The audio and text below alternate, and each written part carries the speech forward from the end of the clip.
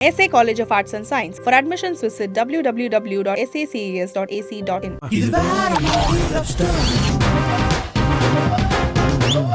குறைந்த விலை நிறைந்த தரம் தங்கள் தேவைகள் அனைத்தும் ஒரே இடத்தில் ஜெயச்சந்திரன்.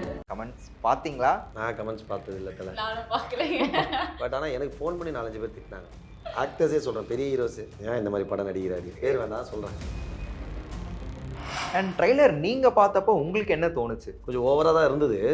ஸோ இவ்வளோ அண்ட் உங்களை பற்றி அதிகமாக வந்த கமெண்ட் நீங்கள் எதாவது கேள்விப்பட்டிருக்கீங்களா? சீக்கிரமாக செத்துறேன்னு வாங்க. கலையரசன் அவர்கள் ஒரு படத்தில் வராரா? ஓகே, செகண்ட் ஹாஃப் மேலே அவர் இருக்க மாட்டார், ஃபர்ஸ்ட் ஹாஃப் அதுக்காக சில படங்கள் இப்போ வேணான்னு சொல்லிட்டேன். அதே மாதிரி சார்பட்டா 1 வந்திருக்கும் போதே it's a medical miracle that Kalai is alive in the second half. வந்து they are making Sarpatta 2 only because Kalai is alive in the first part. ஹைதராபாத்தில் ஷூட் பண்ணுறேன். அங்கேயே சில பேர் அண்ணையா எல்லா படத்துலையும் செத்துறீங்க அப்படின்னு, இந்த படத்தில் உயிராட இருப்பீங்களா அப்படின்றாங்க தெலுங்கு படத்தில். அண்ட் பாரஞ்சித் அவர்களுடைய படங்கள் அப்படின்னாலே கண்டிப்பாக கலையரசன் இருப்பார் அப்படின்ற ஒரு கேள்வி கேட்டுக்கிட்டே அந்த படம் வேணாம். அதனால தான் கேட்குறேன். இல்லை அவர் என்னன்னா தேவைன்னா கண்டிப்பாக ரஞ்சித் சார். இப்போ நான் வந்து ஸோ இதுக்கப்புறமும் கூட நான் பண்ணா ஹீரோயினை தான் பண்ணுவேன், அப்படிலாம் கிடையாது. வணக்கம். வணக்கம். எப்படி இருக்கீங்க ரெண்டு பேரும்? நீங்கள் சூப்பராக இருக்கும். நீங்கள் எப்படி இருக்கீங்க? நல்லா இருக்கேன். So okay, hotspot trailer release ஆனதுலேருந்து ட்ரெண்டிங்கில் போயிட்டுருக்கு. அது மட்டும் இல்லாமல் கமெண்ட்ஸ் பார்த்தீங்களா?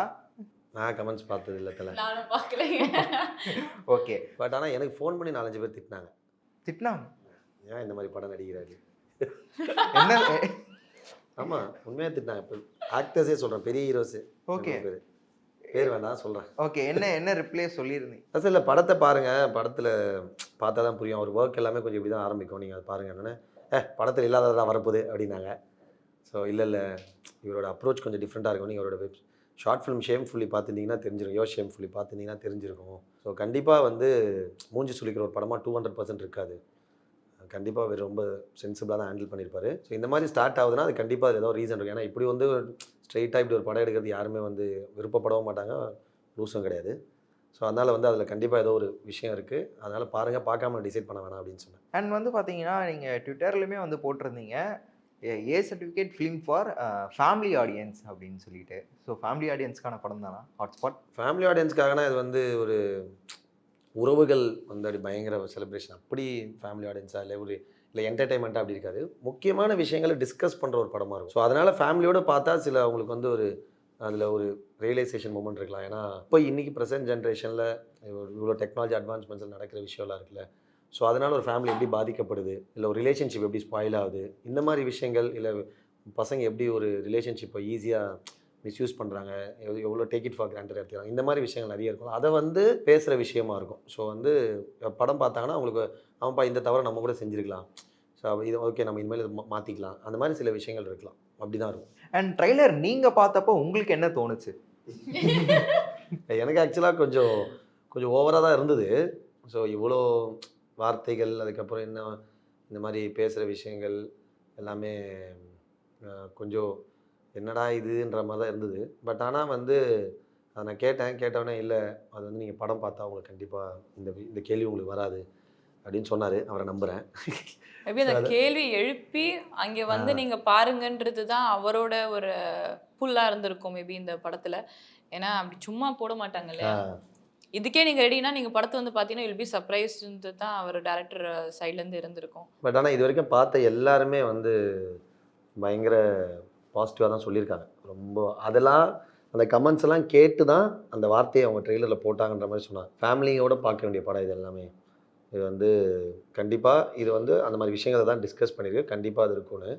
ஸோ மேபி நானும் பார்க்கணும். பார்த்தா நான் சொல்கிறேன் என் கமெண்ட்டு முழுசாக. பட் ஆனால் என் போர்ஷன் கண்டிப்பாக ரொம்ப நல்லாயிருக்கும், எனக்கு தெரியும். மற்றதுலையுமே வந்து முக்கியமான டாபிக்ஸ் டிஸ்கஸ் பண்ணியிருக்கேன்னு சொன்னார். பட் நான் இன்னும் பார்க்காம கமெண்ட் பண்ண முடியாது. பட் கண்டிப்பாக எதுவும் தெரில, ஏதோ இருக்குது. ஆமாம் எதாக இருக்கும், பார்ப்போம். எனக்குமே பயங்கர சர்ப்ரைஸாக தான் வெயிட் பண்ணுறேன். பாவம். அண்ட் வந்து அதுதான் இப்போ விக்னேஷ் கார்த்திக் அவர்களுடைய ஸ்டார்டிங் ஸ்டேஜ்லேருந்து அவரை ஃபாலோ பண்ணவங்க எல்லாருக்குமே மேக்ஸிமம் தெரியும். அவர் அந்த ஆடியன்ஸோட அட்டென்ஷன் கிராப் பண்ணுறதுல ரொம்பவே சூப்பராக பண்ணுவார். ஸோ மேபி அதுக்கான ஒரு ட்ரைலர் தான் ஹாட்ஸ்பாட்டோட ட்ரைலராக அதான் சொன்னேன். ஓகே, இல்லை அதுதான் பார்த்துட்டு வர வைக்க வேண்டியது தான் அவரோட ஒரு மோட்டோவாக இருந்திருக்கும் மேபி. ஓகே, அது இல்லாமல் எல்லா ஏஜும் இப்போ சில இதில் ஒரு நேற்று நாங்கள் டிஸ்கஸ் பண்ணுறோம், பேசும்போது தான் சொன்னார், என்ன தலை எப்படி தலை இருக்கும் மற்ற கதைங்க ஓகேவா, ஏன்னா ப்ரொமோஷன்லாம் போகிறோம், ப்ரொமோஷனில் எதுவும் பேசக்கூடாதுன்னு வேறு சொல்கிறீங்க. வந்து என்ன சொல்கிறதுன்னு தெரியல, என் கதையை பற்றி இப்போ சொல்லாதன்றீங்க. ஏன்னா என் கதை கொஞ்சம் ரொம்ப முக்கியம் ஒரு விஷயத்தை டிஸ்கஸ், அதனால் வந்து அது எக்ஸ்பிளிசிட்டாக சொல்லவும் முடியாது. அப்படி மற்ற கதையை பற்றி என்கிட்ட நீங்கள் சொல்லவும் இல்லை, நான் என்ன தான் பேசுறது இன்டர்வியூவில் அப்படின்னா, இல்லை இப்போ இந்த கதை வந்து பார்த்தீங்கன்னா சில பேருக்கு பிடிக்கும், சில இப்போ 2K கிட்ஸுக்கெல்லாம் இந்த கதை ரொம்ப பிடிக்கும், அவங்க பயங்கரமாக கனெக்ட் ஆகிப்பாங்க. ஸோ அவங்களுக்கு வந்து அவங்களோட சில விஷயங்கள் அதை பேசியிருக்கோம். ஸோ இது மாதிரி எல்லா ஏஜ் கேட்டகரியுமே கொஞ்சம் அக்செப்ட் பண்ணிக்கிறது, இல்லை பார்க்கறது, யோசிக்கிறதுக்கான விஷயங்கள் இருக்குதுன்னு நினைக்கிறேன். ஸோ அதனால தான் வந்து ஒரு ஃபேமிலியாக பார்க்கலாம் எல்லாரையும் அப்படின்றது அந்த மீனிங் தான் போட்டிருக்காங்க. அது அண்ட் உங்களை பற்றி அதிகமாக வந்த கமெண்ட் நீங்கள் எதாவது கேள்விப்பட்டிருக்கீங்களா? சீக்கிரமாக செத்துறேன்னு வாங்க எல்லாம் வந்து அதான் நினச்சா நீங்களே இந்த கேள்வியை கேட்டிருப்பீங்க, டேரக்டாகவே கேட்கலாம். எல்லா படத்துலையும் செத்துறேன்னு சொல்லுவாங்கப்பா. அது வந்து ஓகே, அது மெட்ராஸ் ஓகே, அது மெட்ராஸ்ல ஆரம்பிச்சதுல. ஆமா, அதுக்கப்புறம் வந்து கலையரசன் அவர்கள் ஒரு படத்துல வராரா? ஓகே, செகண்ட் ஹாஃப் மேல அவர் இருக்க மாட்டாரு, ஃபர்ஸ்ட் ஹாஃப். அதுக்காக சில படங்கள் இப்போ வேணான்னு சொல்லிட்டாங்க. வந்து இது ஒரு ஆனால் நான் வந்து பயங்கர ஸ்போர்ட்டிவா, என்னென்ன ஸ்போர்ட்டிவ் இருந்துச்சு, நான் லைஃப்ல அதெல்லாம் பெருசாக எதுவுமே யோசிச்சதில்லை, ஃபீல் பண்ணதில்லை. என்னன்னா நான் அதே மாதிரி இங்கே இப்படி இருக்கணும், இங்கே எப்படி இருக்கணும், இது இப்படி ஆகுமா அப்படி ஆகுமான்னு லைஃப்பில் எதுவுமே நான் யோசிக்க மாட்டேன். நமக்கு அது ஃப்ளோவில் என்ன நடக்குதோ அப்படி தான் இருப்பேன் நான். எனக்கு இப்போ சார்பட்டா 2 அனௌன்ஸ் பண்ணாங்க, பண்ண உடனே எல்லாரும் கீழே எனக்கு ஒரு 10-20 மீம் அனுப்புகிறாங்க, எல்லாமே என்னை கலாச்சிருக்காங்க. அதே மாதிரி சார்பட்டா 1 வந்திருக்கும் போதே என்ன வந்து மீம் வருதுன்னா, படம் முடிஞ்சு பெரிய ஹிட் ஆகுது, சோஷியல் மீடியாவில் பயங்கர வைரல் ஆகுது அந்த சைக்கிள் கண்டெல்லாம். அப்போ வந்து சைடில் இதுவும் it's a medical miracle that Kalai is alive in the second half. வந்து they are making Sarpatta 2 only because Kalai is alive in the first part. இந்த மாதிரி போட்டு ஓட்டி தள்ளிட்டானுங்க என்ன, பயங்கர ஜாலியாக இருந்தது பார்க்கும்போது. எனக்கு சூப்பராக பரவாயில்ல, அட்லீஸ்ட் நம்ம ஏதோ கலாய்க்கிறதுக்காவது பிரயோஜனப்படுறமே ஒரு ஃபீலிங் இருக்கும்ல, ஜாலியாக. பட் நல்லா வந்தது. ஆனால் இந்த காலத்தில் இந்த டைமில் வந்து இந்த ஏன்னா ஒரு வீடியோ ரிலீஸ் ஆகுது, ரிலீஸ் ஆன 10 நிமிஷத்தில் ஒரு 20 மீம் வருது, பயங்கர காமிக்கலாகவும் இருக்குது, பயங்கர ஒரு அவ்வளோ சென்சிபிளாக இருக்குது, அவ்வளோ ஒரு ரிலேட்டபுளாக பண்ணி நம்ம சிரிக்கிற அளவுக்கு இருக்குது, சிந்திக்க வைக்கிற அளவுக்கும் சில மீம்ஸ் வரும், அவ்வளோ சூப்பராக பண்ணாங்க. அந்த டீமெல்லாம் சேர்ந்து சில விஷயங்கள் சோஷியலாக நடக்கிற விஷயங்களை பிரச்சனைகளுக்கும் இதே மாதிரி ஹேண்டில் பண்ணால் ஒரு பெரிய சேஞ்சே க்ரியேட் ஆகும். ஸோ ஆக்சுவலாக நான் ரொம்ப பாசிட்டிவாக ரொம்ப ஹெல்த்தியான விஷயமாக தான் பார்க்குறேன். நம்மளை பாராட்டுறதை நம்ம ஏற்றுக்கிறோன்னா, நம்மளை கலாய்க்கிறதுக்கு நம்ம ஏற்றுக்கிற மனப்பக்குவம் இருக்கணும், அவ்வளோதான். என்ன கலாய்க்கிற விதம் வந்து நம்ம தவறாக இருக்கக்கூடாது, யாரையும் காயப்படுத்தக்கூடாது, இன்னொருத்தரை காயப்படுத்தி நம்ம சிரிக்கக்கூடாது, அவ்வளோதான்.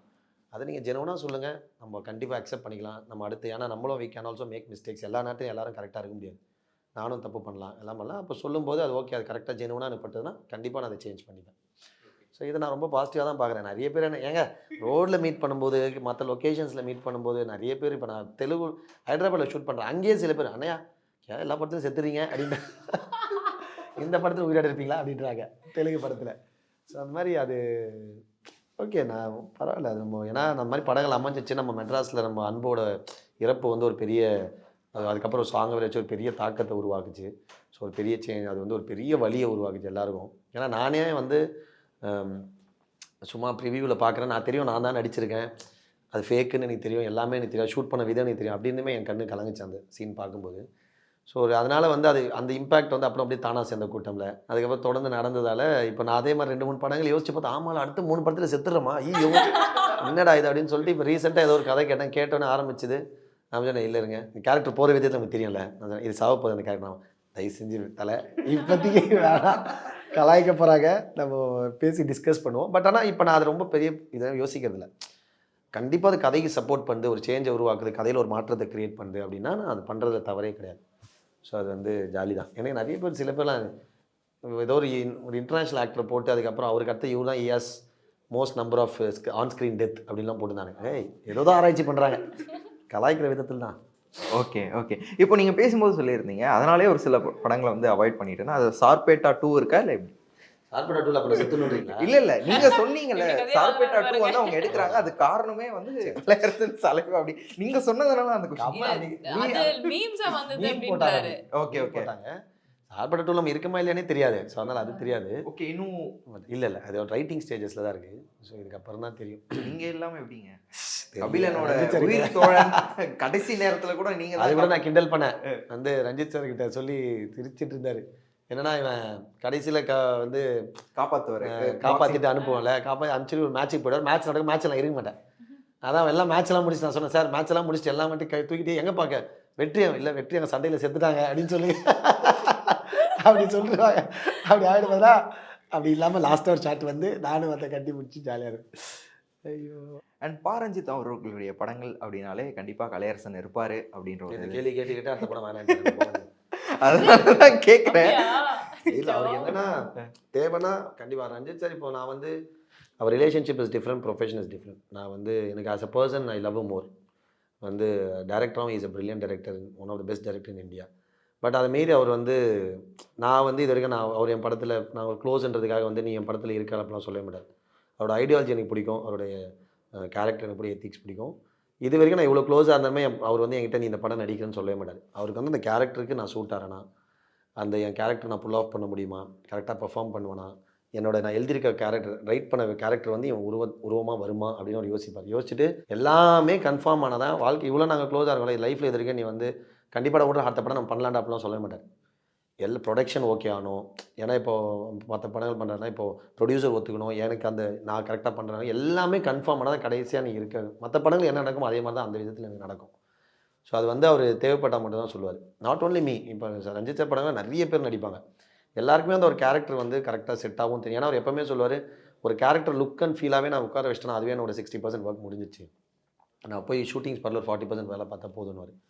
ஸோ அதுக்காக அப்படி நடந்தால் மட்டும்தான். ஸோ அது ஒன்று தான் அது வந்து ரஞ்சித் சார் வந்து இது பண்ணுறது இஸ் வெரி ப்ரொஃபஷனல். அண்ட் 2 பேரும் சொல்லுங்களேன், ஆர்ட் ஸ்பாட் எப்படி உங்ககிட்ட வந்தது, நீங்கள் எப்படி ஆர்ட் ஸ்பாட்குள்ளே போனீங்க, இல்லை இந்த படத்தில் நம்ம கண்டிப்பாக இருந்தே ஆகணும் அப்படின்ற அந்த டிசிஷன் எங்கே எடுத்தீங்கன்னு தெரிஞ்சுக்கலாமா?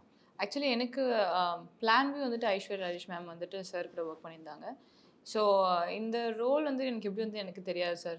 ஜென்ரலாக வந்து ஐஸ்வர்யா மேம் வந்துட்டு என்கிட்ட சொன்னாங்க இப்படி இருக்குது சார் கூப்பிட்றாங்க போய் பார்த்துருவாங்க ஆஃபீஸுக்குன்ட்டு. ஸோ நான் போனேன் சார் வந்துட்டு பார்த்தாரு, ஹாய் சோஃபியானாரு, ஹாய் சார் அப்படின்னு சீன் பேப்பர் கொடுத்தாரு, 2 பேரும் ப்ராக்டிஸ் பண்ணிக்கோங்க சார். அப்போ தான் ஃபஸ்ட் டைம் பார்த்தேன். ஸோ வாஸ் சார் ப்ராக்டிஸ் பண்ணிக்கோங்க அப்படின்னாரு. அவ்வளோதான் கொடுத்துட்டு போயிட்டாரு. 2 டேஸ்க்கு அப்புறம் வந்து we had a shoot. So தெரில எனக்கு திடீர்னு தான் ஹாட்ஸ்பாட் வந்துச்சு. நான் எதிர்பார்க்காத ஒரு விஷயம். அப்புறம் சார் தான் சொல்லணும் சாருக்கு எப்படி ஃபீல் ஆச்சுன்னு. எனக்கு எதிர்பார்க்காத ஒரு விஷயமா எனக்கு வந்தது. ஸோ ஐ வாஸ் ரியலி ஹாப்பினா ரொம்ப ஒரு பிரேக்கு அப்புறம் ஒரு படம் பண்ணுறேன். அண்ட் சாரோட படங்கள் எல்லாமே நான் பார்த்துருக்கேன். அவர் டிவி ஆர்டிஸ்ட்லேருந்து அதுக்கப்புறம் அவரோட ஷார்ட் ஃபிலிம்ஸ்லேருந்து எல்லாத்தையுமே பார்த்ததுலேருந்து லைக் நம்மளுக்கு அந்த ஆஃபர் வருதுன்ற. அண்ட் இப்போ நீங்கள் சொன்னீங்க தெரியுமா இந்த கான்ட்ரவர்ஷியல் ட்ரெய்லர் எல்லாமே. ஸோ இதெல்லாம் நான் முதல்ல பார்த்துருக்கேன். அது போய் உள்ளார பார்க்கும்போது தான் இதுக்கும் அதுக்கும் சம்மந்தமே இல்லையே அப்படின்ற மாதிரி ஒரு ரொம்ப ஒரு சோஷியல் மெசேஜாக இருக்கும் சார் இது. ஸோ இந்த படமும் நான் அப்படி தான் நினைக்கிறேன். ஏன்னா நாங்களும் இன்னும் பார்க்கல.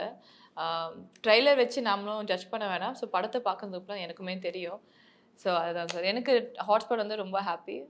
இது எல்லாருக்கும் நல்லபடியாக போய் ரீச் ஆச்சுன்னா I will be more happy. Okay done. எனக்கு அதான் விக்கி கார்த்திக்கோட ஒர்க் பார்த்துருக்கோம்ல, ஷேம்ஃபுல்லி ஷேம்ஃபுல்லின்னு ஒரு ஷார்ட் ஃபிலிம் பண்ணார். அது கிட்டத்தட்ட இதே மாதிரி தான் இருக்கும். அதனால இதில் போட்டிருக்காங்க யோ ஷேம்ஃபுல்லி டேல்ஸ்ன்னு. ஏன்னா ரொம்ப ஏதோ தப்பான விஷயத்த பேச போகிறாங்கன்ற மாதிரி ஆரம்பிக்கும் படம். ஆனால் பார்த்தீங்கன்னா முடியும் போது ரொம்ப சென்சிபிளாக அப்படியே ஆப்போசிட்டாக முடியும். நம்மளே நம்ம ஒரு சின்ன ஒரு குற்ற உணர்ச்சி ஆக்குற அளவுக்கு ஒரு ஃபீலிங் கொடுக்குற மாதிரி இருக்கும். ஸோ அந்த மாதிரி தான் நினச்சேன். அதனால் அவரோட அது இல்லாமல் திட்டம் 2 படம் பார்த்தோம். ஸோ அப்படி இருக்கும்போது எனக்கு இதுக்கு முன்னாடி ஒரு கதை சொல்லியிருந்தார். ஸோ அது ரொம்ப சூப்பரான ஒரு கதை, ரொம்ப இந்த ரிவ்யூவர்ஸை வந்து கேள்வி கேட்குற மாதிரி ஒரு கதை. பட் ரொம்ப எக்ஸ்ட்ரானரியாக இருந்தது அந்த கதை. இந்த விமர்சனம் பண்ணுறாங்களா படங்கள், அவங்கள வந்து இது அது சம்மந்தப்பட்ட ஒரு கதை. ஸோ பயங்கர சென்சிபிளாக ரொம்ப சூப்பராக டயலாக்ஸாக ரைட்டிங்காகவே ரொம்ப சூப்பராக இருந்தது அந்த கதை. ஸோ அப்படி இருக்கும்போது இந்த கதை என்கிட்ட சொன்னோடனே இதுவுமே ரொம்ப ஒரு ஃபேமிலிக்குள்ளே நடக்கிற விஷயங்கள், அந்த மாதிரி ஒரு கிட்ஸ் இந்த காலத்தில், அதுக்கப்புறம் மொபைல்ஸ் வந்து கிட்ஸை வந்து எவ்வளோ அஃபெக்ட் பண்ணுது.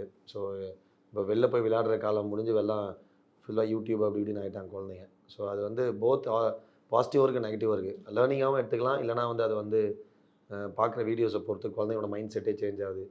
ஸோ அதனால் வந்து அதை வந்து டிஸ்கஸ் பண்ணுற விஷயமா ஒரு கதை சொன்னார். ஸோ அதனால் வந்து அது ஓகே, எனக்கு நல்லா இருந்தது. மற்ற பொசிஷன்ஸ் நான் கேட்கல, ஏன்னா நான் என்கிட்ட பண்ணும்போது எனக்கு தெரிஞ்சு நான் ஆல்ரெடி நம்ம பண்ணுறது மாதிரி எல்லாம் ஷூட் பண்ணிட்டாங்க. ஆமாம், பண்ண முடிச்சாச்சு. ஷூட் பண்ணிட்டாங்க. நான் அதை கேட்டுக்கவும் இல்லை. ஸோ இது மாதிரி பண்ணுறேன். நான் விக்கி நம்பி முழுசாக நான் விக்கியை நம்பி தான் போனேன். ஸோ அதனால் கண்டிப்பாக அவருக்கு தப்பான படம் பண்ண, ஆனால் என் பொசிஷன் எனக்கு பிடிச்சிருந்தது அது பேசின விஷயம். ஸோ அதை நான் ஒத்துக்கிட்டு ஹாப்பியாக தான் பண்ணேன். அண்ட் நீங்கள் சொன்னது தான் ப்ரிவியூ ஷோஸ்லேருந்து இது வரைக்கும் வந்த ரிவ்யூஸ்லாம் வச்சு பார்க்கும்போது ஓவராலாக வந்து கலையரசன் அவங்களுடைய பார்ட் வந்து ரொம்பவே சூப்பராக இருந்தது. அந்த போர்ஷன்ஸ் வந்து செமையாக இருந்தது. எல்லாருக்கும் அதான் ஃபேவரட். இப்போ ஆதித்யா பாஸ்கர் அவர்களை இன்டர்வியூ எடுக்கும்போது அவங்களும் அதான் சொன்னாங்க. இப்போ இதுக்கு முன்னாடி அம்மு அபிராமி அவர்களும் சரி, சுபாஷ் பிரதர் அவர்களும் சரி, அவங்களும் அதான் சொன்னாங்க. ஸோ எப்படி எடுத்துக்கிறீங்க அதை? எல்லாருமே வந்து உங்களுடைய கேரக்டர்ஸ், உங்களுடைய இது நல்லா இருக்கு. அவருமே என்கிட்ட தான் சொன்னார், இவங்க ரொம்ப 2 பேருமே நல்லா நடிச்சிருக்கோன்னு சொன்னார். பட் ரொம்ப ஸ்பெசிஃபிக்காக இவங்களையும் சொன்னார். ஏன்னா வந்து டக்குன்னு நம்ம கேஷ் பண்ணும்போது ஒரு எல்லாருக்குமே இருக்கும்ல சின்னதாக ஒரு இப்போ நம்மள சில டேரக்டர் சூஸ் பண்ணும்போது சரி இந்த ரோல் இவங்க கரெக்டாக பண்ணுறோம் ஒரு சின்னதாக ஒரு யோசனை இருக்கும். அப்படி இருக்கும்போது ஏன்னா ஆடிஷனே பண்ணாமல் நான் செலக்ட் பண்ணிட்டேன். ஆனால் பார்த்தீங்கன்னா அவங்க ஸ்பாட்டில் ஒர்க் பண்ணது வந்து நான் ஒரு எக்ஸ்பெக்டேஷன் வச்சுருந்தேன். அதுக்கு ரொம்ப மேலே இருந்தது. ரொம்ப நல்லா நடிச்சிருந்தாங்க. அதே மாதிரி அந்த நீங்களும் ரொம்ப நல்லா பண்ணீங்க. ஏன்னா வந்து ஒரு ஒரு சிங்கிள் ஷாட் எடுத்தாங்க. ஸோ ஒரு பெரிய டயலாகு. ஸோ அது வந்து பேசினது அதுக்கப்புறம் எங்கள் 2 பேர் ஹஸ்பண்ட் ஒய்ஃபோட ரிலேஷன்ஷிப், ஃபேமிலி, அந்த லவ், அந்த ட்ராமா அதெல்லாம் ரொம்ப நேச்சுரலாக ரொம்ப இயல்பாக இருந்தது. ரொம்ப சூப்பராக இருந்தது. எனக்கு ரொம்ப பிடிச்சிருந்தது. பார்த்தவங்க எல்லாருமே வந்து உங்கள் 2 பேரும் ரொம்ப சூப்பராக பாராட்டினாங்க. பார்த்த எபிசோட்ஸே வந்து பார்த்த கதை எல்லாமே கனெக்ட் ஆகும். பார்த்த ஒரு விஷயங்களில் வந்து உங்கள் கதை ரொம்ப சூப்பராக இருந்ததுனாங்க. அப்புறம் சாண்டி ரொம்ப நல்லா இருந்ததுனாங்க. சுபாஷ் பிரதர்ஸ், அப்புறம் ஆதித்யா பாஸ்கர், ஜனனி எல்லாருமே நல்லா இருக்குன்னா. பட் உங்களுக்கு எல்லாம் ரொம்ப ஸ்பெசிஃபிக்காக ரொம்ப சூப்பராக இருக்குன்னு சொன்னாங்க அப்படின்னாங்க. அது பயங்கர ஹாப்பி தான் ஆக்சுவலாக. ஆமாம், ஏன்னா நம்ம ஒரு ஒர்க் பண்ணும்போது அது எப்போவுமே என்னதான் இருந்தாலும் எந்த படமாக எதாவது நம்ம அந்த ஒரு கூப்பிட்டு ஃபோன் பண்ணி நல்லா நடிச்சிருந்தப்பா அப்படின்னு சொல்கிறது வந்து ஒரு கேட்கும்போது அது செம போதை. ஸோ அதனால் வந்து அது வந்து கேட்கும்போது விக்கி சொல்லும்போது பயங்கர ஹாப்பியாக இருந்தது. அண்ட் நீங்கள் கொஞ்சம் கேப்புக்கு அப்புறம் படம் பண்ணும்போது இல்லை, லக்ஷ்மிக்கு அப்புறம் ஸ்கிரிப்ட்ஸ் வந்துச்சு. பட் மை கிட் வாஸ் ரொம்ப சின்ன பையன் அவன்.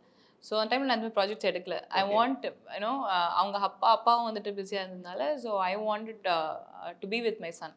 அதுதான் உண்மை. அதனால எதுவுமே எடுக்கல. கொஞ்சம் வளரட்டும். ஏன்னா அந்த ஃபேஸ் பார்க்கறதுக்காக தான் நம்ம அந்த குழந்தைய பெற்றுக்கிட்டோம். ஸோ அந்த ஃபேஸ் போகட்டும், அதுக்கப்புறம் நம்ம வேலை பார்க்க ஆரம்பிக்கலாம் அப்படின்னு சொல்லிட்டு. ஏன்னா தெரியும் எப்படி இருந்தாலும் கஷ்டப்பட தான் போகிறோம். இன்னும் ஒரு 2 வருஷம் ஆக போகுது எக்ஸ்ட்ரா, அவ்வளோதான். ஸோ அதுக்காக பாப்பா ஃபஸ்ட்டு அதை முடிச்சிட்டதுக்கப்புறம் தான் இந்த கரெக்டாக அந்த டைமில் வந்து ஹாட்ஸ்பாட் வந்தது. நான் ஒர்க் பண்ணலாம் அப்படின்னு நான் நினைக்கும் போது ஐஷு டிஸ்கஸ் பண்ணிட்டு இருக்கும்போது அவங்க சொன்னாங்க சாரோட ஆஃபீஸ்க்கு போங்கன்னு சொல்லிட்டு. ஸோ அவங்களாம் பெரிய தேங்க்ஸ் சொல்லணும். ஒரு வாட்டியும் பிரேக் வரும்போது அவங்க தான் தராங்க. ஸோ இந்த வாட்டி வந்துட்டு அவங்க சொன்ன மாதிரி நல்லா சார் சொன்ன மாதிரி இந்த ஆடிஷனும் எடுக்காமல் ஸ்ட்ரெயிட்டாகவே நம்பி கொடுத்தாங்க. ஸோ நல்லா பண்ணியிருக்கேன்னு நினைக்கிறேன்.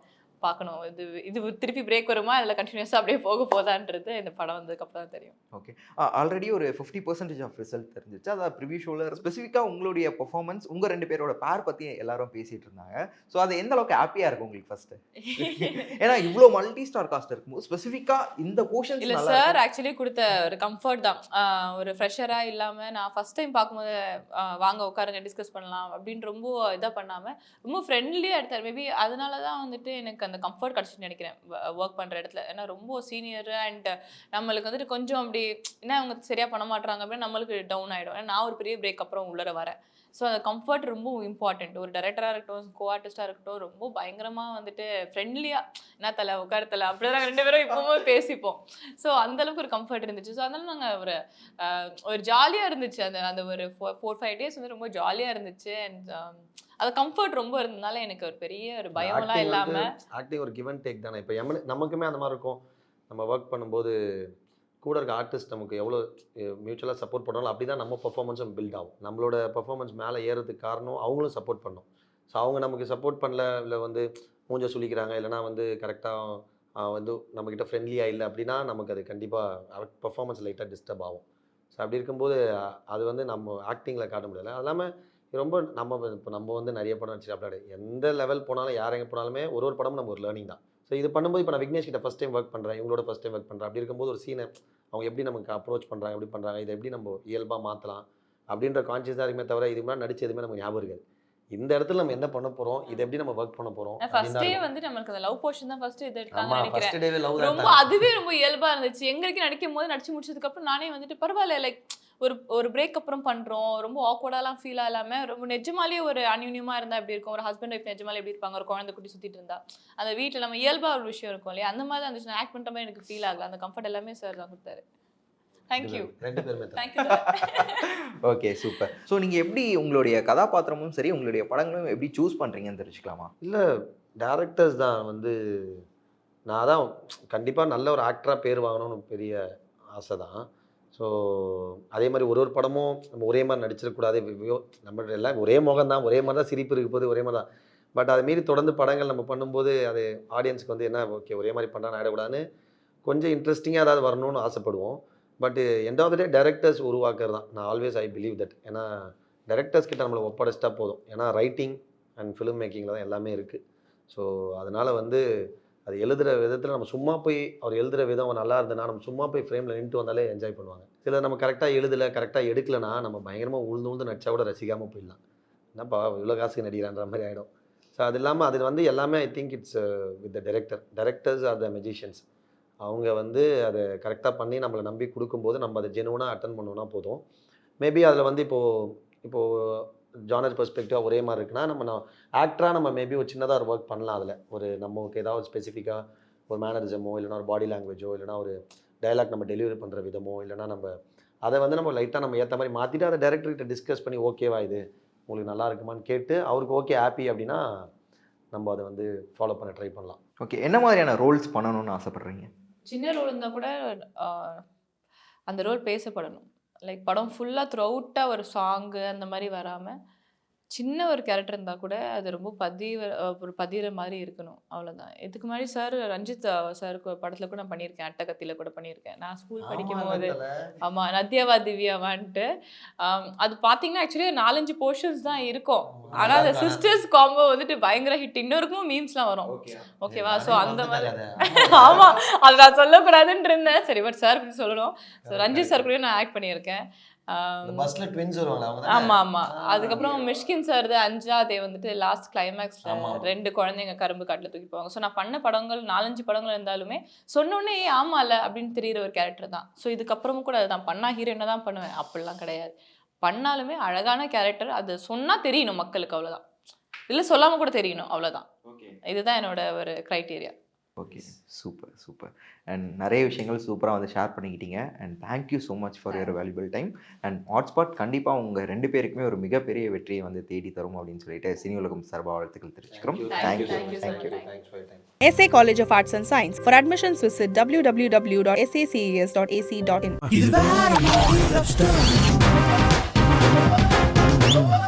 குறைந்த விலை நிறைந்த தரம் தங்கள் தேவைகள் அனைத்தும் ஒரே இடத்தில். ஜெயச்சந்திரன்.